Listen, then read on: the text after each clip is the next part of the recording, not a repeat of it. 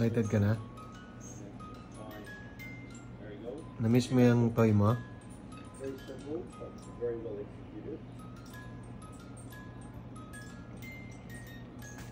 Paano ko yan binili? Get shoes. Sunod mo yung shoes mo. Paano? Sunod mo yung shoes mo. Binenta ko yung shoes ko. Yeah. Kasi walang money si daddy. Ha?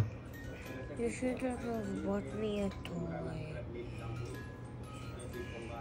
Love you. Love you.